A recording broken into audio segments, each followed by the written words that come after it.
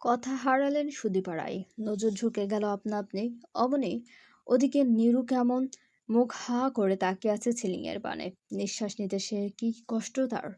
সুশ্রী গৌরবন্যার মুখখানার কাঁদতে কাঁদতে বেহাল দশা। থেমে থেমে ফের বলল, আমি তো অধীর দাকে কখনো নিজের করে পেতে চাইনি মা। আমি তো কখনো চাইনি সে আমার হোক। আমি অভাগিত জানতামও না ভালোবাসা কি। জানতাম না কার জন্য অপেক্ষা করছি।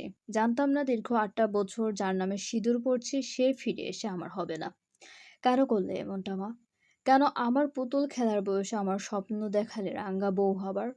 কেন মিথ্যে স্বপ্ন দেখালে জমিদার অধীর রায়ের অর্ধাঙ্গিনী হবার? সুদিবা রায়ের চোখ দুটো বেয়ে নিঃশব্দে টুপটুপ করে গড়াচ্ছে নোনা জল। মেয়েটাও তো কাঁদছে ভীষণ। ভগ্নদশায় আচানক মায়ের কোলে আষ্টে পড়েছে।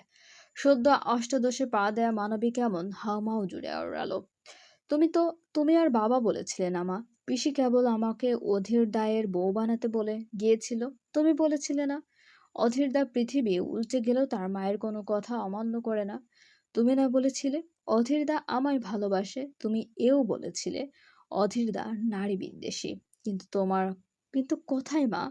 তার যে নারী লিপ্সা রয়েছে, প্রচুর লিপ্সা রয়েছে। নয়তো কোনো প্রকার বৈধ সম্পর্ক ছাড়া একটা মেয়ের সঙ্গে এভাবে একই ছাদের নিচে কি করে থাকে মানুষ? কি করে থাকে মা? কেন সে আমার হলো না? আমার অপেক্ষার আদৌ কোনো খাত ছিল নাকি? সুদীপা রায় মেয়ের মাথায় হাত বলে উঠালেন। ভেজা চোখ দুটো অন্য হাতের উল্টো পিঠে মুছে নিলেন নিঃশব্দে। কণ্ঠে ভারী দীর্ঘতা ঢেলে আওড়ালেন, ভালোর সাথে সংসার সকলে করতে জানে নেরু। তবে খারাপকে ভালো পথে নিয়ে এসে তাকে মানুষ বানিয়ে সংসার করাটা কজন পারে? তুই কি জানিস তোর বাবাও এমন একটা সময় এমন ছিল? বিস্ময়ে লেপ্টে গেল নীরুর মুখাবয়বে। হতবাক চোখ দুটো আচানক ঠেকল মায়ের মুখ পানে। সুদীপা রায় ভেজা চোখে হাসলেন খানিক। দু হাতে আলগোছে মুছে দিলেন মেয়ের সিক্ত চোখ দুটো। পরক্ষণে চুমু আঁকলেন মেয়ের কপালে। মেয়ের ললাটে ঠোঁট ছুঁয়ে রেখেই বলতে লাগলেন, কালো জগতে থাকলে চরিত্র কালো হবে মা। তবে সেই কালো চরিত্রকে পবিত্র করার সাধ্য কেবল মনের মানুষেরই হয়। অধীর ছোট থেকে একা একা বড় মানুষ হয়েছে, নিজের মতো করে মানুষ হয়েছে। ছোটবেলাতেই হারিয়েছে নিজের মাকে। ওর মনে দয়ামায়া বলতে কিচ্ছু নেই। থাকবে কি করে বলতো? ওকে আদৌ কেউ বলেছে কোনটা ঠিক কোনটা বেঠিক? ও তো নিজ ইচ্ছের রাজা। তবে আমি জানি অধীর মনে মায়া জন্মানোর কাজটা খুব একটা সহজ নয়।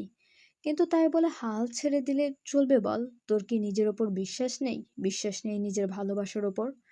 পলক ফেলল নিরূপ। তাকিয়ে রইল এক দৃষ্টে। সুদীপা রায় আলতো হাসলেন। মেয়ের ললাট হতে ঠোঁট সরিয়ে এনে ফের শুধালেন, তুই চেষ্টা করতে থাক মা।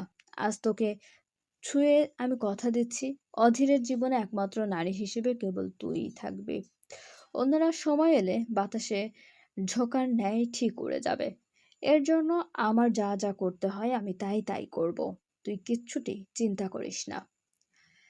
সকাল ৯টা বেজে ১২ মিনিট। বিছানার দুপাশে হাত চেপে বসে আছে মাহি। গরমে অতিষ্ঠ সে।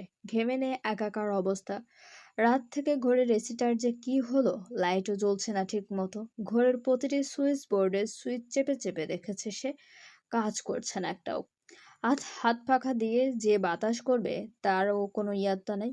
মানবী অস্থির পর্যায়ে গরমে আর টিকতে না পেরে এক্ষুনি পা ছোটালো ওয়াশরুমে। দুয়ারে আটকে গুটি গুটি কদমে এগোলো ওয়াশ বেসিনের সন্নিকটে। সম্মুখে একখানা ঝকঝকে আয়না। সেথায় দৃষ্টি ঠেকিয়ে রেখে ফসেট ঘোরায় মাহি। আনমনে পানির স্রোতে ডান হাতের দুই তিনটে আঙ্গুল চালাতেই চিৎকার বেরিয়ে আসে মানবীর কণ্ঠপুরে। বেসিনের ফসেট বের হচ্ছে উত্তপ্ত পানি। হতবিহ্বলতায় মানবী তক্ষুনি ছিটকে সরে যায় ২ কদম পেছনে। জ্বলতে থাকা আঙ্গুলগুলো সম্মুখে এনে তাক করতেই দেখে আঙ্গুলগুলোর কেমন ফসকা পড়া অবস্থা হয়েছে তার। মাহি ফু দিচ্ছে অনবরত। কাঁপছে তার সর্বাঙ্গ। বেসিন থেকে এমন গরম পানি বের হচ্ছে কেন? সে তো গ্রেজার অন করেনি। তাহলে ভাবনায় বুধ মাহি জ্বলতে থাকা আঙ্গুলগুলো নিয়ে তৎক্ষণাৎ বেরিয়ে এলো ওয়াশরুম থেকে। অবচেতন মনটা তার হুট করেই মনে করালো রূঢ় মানবের কথা। অমনি সকল ভাবনা চিন্তা কাঁধে নিয়ে মানবী ব্যস্ত কদমে পরপরই পা ছোটালো ঘরের বাইরে। ৩ তলার প্রশস্ত করিডোর, ৪ কোণা করিডোর। মাহির কক্ষের ঠিক বিপরীতমুখী কক্ষটা মুগ্ধের। বকা মানবী ব্যস্ত পদযুগল ততক্ষণে ছুটে এসেছে মুগ্ধের কক্ষের বাইরে। কক্ষের সুবিশাল কাঠের দরজাটা হালকা ভেজিয়ে রাখা। মাহি দোনমনো করল খানিক। অন্তকোণে ভাবনার উদয় হলো, ভেতরে যাওয়াটা কি ঠিক হবে? পরপর সপ্তদশী টের পেল হাতটা বড্ড জ্বলছে। এখন অ্যান্টিসেপটিক না লাগালে অবস্থা আরো খারাপ হতে পারে। এহেন আশঙ্কায় দোনমনো ভাবনার জলাঞ্জলি দিতে বাধ্য হলো মাহি। বাহাতের আলতো ধাক্কা দরজার গায়ে বসাতেই দরজাটা কেমন নিঃশব্দে খুলে গেল খানিক। সপ্তদশী নজর ঠেকাল সম্মুখে। অমনি বিস্ময়ে চোখ দুটো কেমন গোল গোল হয়ে গেল তার। ঘর তো নয়, এ যেন পুরনো আমলের রাজাদের সবার ঘর। যতদূর চোখ যাচ্ছে সবকিছু কেমন এন্টিক শোপিসে মুড়িয়ে রাখা। ঘরের সিলিংয়ে কি সুন্দর কারুকাজ। মুগ্ধতায় নিজ ব্যথাগুলো খানিক ভুলে গেল সপ্তদশী। আনমনে পা রাখলো কক্ষে, ঘুরে ঘুরে দেখতে লাগলো সব ঘরটা যার ছিল। মনে মনে তার রুচির প্রশংসা না করে থাকতে পারল না মাহি। অবাক নেত্রে ধীর লয়ে এগিয়ে সম্মুখে। অত বড় ঘরের ঠিক মাঝখানে একখানা বেড, সেথায় উবুর হয়ে শুয়ে আছে মুগ্ধ। অ্যাবস্ট্রাক্ট ব্ল্যাক ওয়ার্ক ট্যাটু শৈলীতে অঙ্কিত সুদর্শনের পেশিবহুল ইস্পাত দীর্ঘ পিঠখানা উন্মুক্ত। জানালার ফিনফিনে পর্দা ভেদ করে ছুটে আসা সামান্য রোদের ঝিলিক এসে আষ্টেপৃষ্ঠে ছুটে দিচ্ছে তার ফর্সা দেহ। কোমরের বড্ড নিচে স্থান পেয়েছে সফেদ রঙা মোটা ব্ল্যাঙ্কেটটা। ফলে স্পষ্ট দৃশ্যমান মেদহীন পেটানো কোমরের ভি শেপের ঝাঁক। সেথায় বোধহয় গোটা গোটা রাশিয়ান হরপে ট্যাটু শৈলীতে কিছু একটা লিখে রাখা। সুদর্শনের দেহের এহেন নৈসর্গিক সৌন্দর্য অবলোকন হওয়া মাত্রই কণ্ঠায় খরা নামল মাহির। পা দুটো ভর করল অদ্ভুত অসারতা। সে ঢোক গিলল পরপর। মনের অজান্তেই এক অদৃশ্য ক্ষমতা বলে এগোলো বিছানার ধারে। মুগ্ধ মুখ ঘুরিয়ে রেখেছে ডান দিকে। মাথার নিচের বালিশটা কেমন দু হাতে আষ্টেপৃষ্ঠে আটকে রেখেছে। মাহি নিঃশব্দে গিয়ে দাঁড়ালো সেথায়।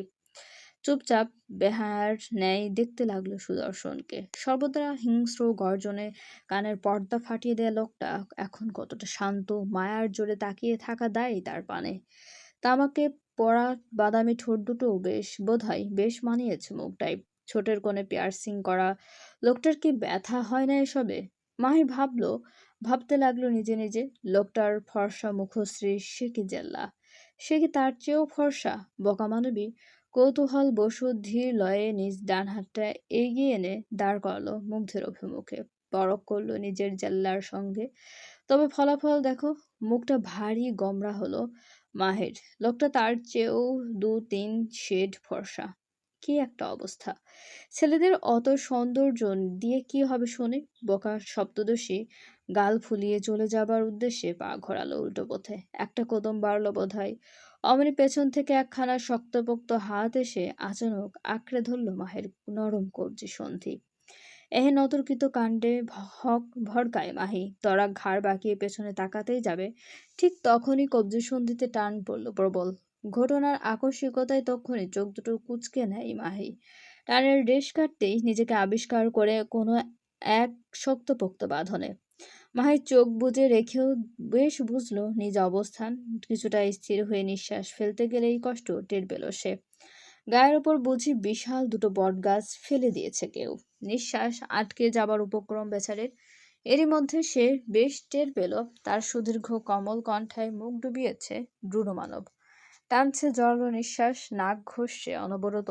ঘুম জড়ানো মোটা কণ্ঠে অস্ফুট আওড়ালো, গুড মর্নিং সিগনোরা। মুহূর্তেই বুকটা কেমন ধক করে উঠল মাহির। মুগ্ধের ঘুম জড়ানো বাক্যটুকু কেমন অমৃত বাণীর ন্যায় গুঞ্জল তার কর্ণকুহরে। সে বোধহয় অন্তঃকোণে নিজেকেই প্রশ্ন ছুড়ল, পুরুষ মানুষের ঘুম জড়ানো কণ্ঠ এত সুন্দর হয়? কই, সে তো আগে জানতো না এসব।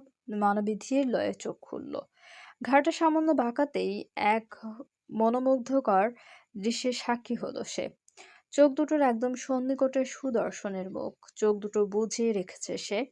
নাক মুখ ডুবিয়ে রেখেছে মাহির মসৃণ কণ্ঠায়। মাহি অগত্যা প্রশ্ন ছুড়ল, আপনি কি করে বুঝলেন আমি এসেছি? মুগ্ধ কি হাসলো? ঠোঁট জোড়ায় প্রতিক্রিয়া দেখল না মাহি। তবে মসৃণ কপলে টের পেল মুগ্ধের রুক্ষ অধর যুগলের উষ্ণ পরশ। কর্ণকুহরে ভেসে এলো সেই মনোমুগ্ধকর কণ্ঠধ্বনি, তোর গা থেকে আমার ঘ্রাণ করে। তাই চোখ বন্ধ থাকা সত্ত্বেও বুঝে গেলাম আমার অর্ধেক এসেছে।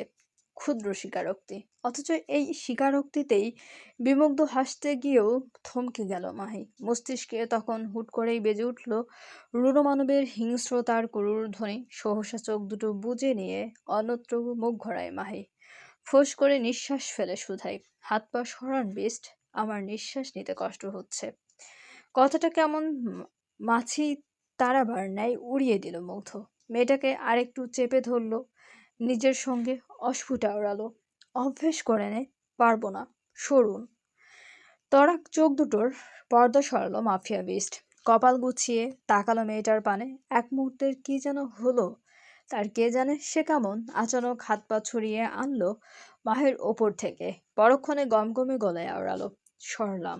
তারপর ছাড়া পেয়ে তক্ষুনি স্বস্তির নিঃশ্বাস বেরিয়ে এলো রমণীর বুক চিরে। যত্রতত্র উঠে যাবার প্রয়াসে কোনো মতে সওয়াজ ছেড়ে খানিকটা উঁচু হতে রূঢ়মানব ঘটালো আরেক কাণ্ড। চোখের পলকে তুলোর ন্যায় মানব হালকা মানবীকে নিজ শক্তপোক্ত দুহাতের কারিশমায় উঠিয়ে আনে নিজ কোলে। ঘটনা প্রবাহের আকস্মিকতায় বেভুলার ন্যায় ভাব ধরে মাহি খানিকটা স্থির হয়ে নিজেকে আবিষ্কার করে রূঢ় মানবের ওপরে। তাও সে কি বেগতিক দশায়! লজ্জায় লাল হয়ে গেল মাহি। তড়িঘড়ি করে মুগ্ধের কোলের ওপর থেকে নামতে চাইলেই বাদ সাধে মুগ্ধ। এক হাতের বলিষ্ঠ চাপায় আঁকড়ে ধরে সপ্তদশীর মেধহীন বাঁকানো কোমর, নিম্নাংশের অধর কামড়ে কেমন ভ্রু উঁচিয়ে সতর্ক বাণী ছুড়ল, হটি, ডোন্ট মুভ, নয়তো বন্দুক ছাড়া ফায়ার করতে খুব একটা সময় নিব না আমি। লজ্জায় কান দিয়ে ধোঁয়া বেরোচ্ছে মাহির। জড়সড়তার ধরল তৎক্ষণাৎ জড়সড় ভাব ধরল তৎক্ষণাৎ। মুগ্ধ ঠোঁট পিষে হাসল তা দেখে। কোনরূপ বলা কোয়া ছাড়া হুট করেই অন্য হাতটা খানিক ঘুরিয়ে এনে আলগোছে ঠেকালো নিজ মাথার নিচে। পরক্ষণেই নিজ জিম করা বলিষ্ঠ দেহখানা এক প্রকার টান টান করে নিয়ে আচানক মাংসল বক্ষ পেশিদ্বয়ের বিন্যস্ত ছন্দ বড়ালো বেয়াদব লোক। মেয়েটাকে দেখিয়ে দেখিয়ে উঁচু মাংসপেশির বড্ড ছন্দ বাড়াচ্ছে সময়ের তালে তালে। আর দৃষ্টে তা পরখ করতে লজ্জায় মুড়ি মুড়ি অবস্থা মাহির। গাল দুটোয় লালাব আবরণ লেপটে গেলেও কণ্ঠে নামালো ঝাঁজ। কথায় কথায় বডি শো না করে বেল্ট করে কথা বলতে পারেন না আপনি, তাই না বেহায়া লোক? ঠোঁট কামড়ে হাসল মুগ্ধ। চাপ বাড়ালো রমণীর বাঁকানো ঠোঁটে কোমরে ঠেকিয়ে রাখা হাতের তীক্ষ্ণ সরে আওড়ালো, প্রশ্ন করলি না উত্তর দিলি? মাহি বেশ বুঝলো লোকটা নিজের কথা দিয়ে আবার গুলিয়ে ফেলতে চাইছে তাকে। তাই তো মানবী তেজ বাড়ালো কণ্ঠে, এসব রূপ যৌবনের বড়াই আর কতদিন করবেন নির্লজ্জ লোক? পার্সোনাল একটা ফুটবল টিম বানানো না অবধি? মুগ্ধর পরপর নির্লিপ্ত প্রত্যুত্তর তা কর্ণঘরে পৌঁছাতেই বোকা মানবী বিস্ময়ে চোখ তুলল, বিশ্বাবিষ্ট কণ্ঠে শুধালো, মাফিয়া হয়েও আপনি ফুটবলে ইন্টারেস্টেড? তিক্ততায় গাল বাঁকালো মুগ্ধ। আচানক ডান হাতে মাহির উড়ু বরাবর খানিক হাত বুলিয়ে ভাবলেশীন কায়দায় আওড়ালো, আমি কেবল তোর উপরে ইন্টারেস্টেড। নেহাত পিচ্ছি বলে এখনো ছাড় পাচ্ছিস, নয়তো এতদিনে 2-4টা অন দ্য ওয়ে থাকতো। ফের মুগ্ধের ডাবল মিনিং বাক্যালাপে অতিষ্ঠ মাহি মুখ কুচকে বলে ওঠে, ছি। শব্দটুকু জিভ খসানোর ফুরসত পেল না বোধহয়। তার আগেই রূঢ় মানবের শক্তপোক্ত হাত কেমন খামচে ধরল বকা মানবীর গলার কাছের জামার একাংশ। অতপর এক হ্যাঁচকা টানে সপ্তদশীকে নিজের ওপর ঝুঁকিয়ে আনে মুগ্ধ। মাহি হতভম্ব বিস্ফোরিত দৃষ্টিতে মুগ্ধের পানে তাকিয়ে থেকে আমতা আমতা করে শুধালো, খবরদার অসভ্য লোক, সকাল সকাল আপনার এসব লুচুগিরি আমার সামনে দেখাবেন না। ছাড়ুন, ছাড়ুন আমায়। শুনলেন না, অভদ্র লোক। উল্টো নিজ বলিষ্ঠ বা হাতের হ্যাঁচকে টানে ফের আটকে নিল রমণের মেধহীন বাঁকানো কোমর। অন্য হাতে মেয়েটার জামার একাংশ আঁকড়ে রেখে চোখ রাখলো রমণীর তীর তীর করে কাঁপতে থাকা অধর যুগলের পানে। ধীর লয়ে ফিসফিসে আওড়ালো, লুচুর সাথে লুচুগুড়ি ছাড়া অন্য কিছু আশা করা যায় না সিগনোরা। সো জাস্ট ফাক অফ দিস বুলশিট। একবার চলবে না তো?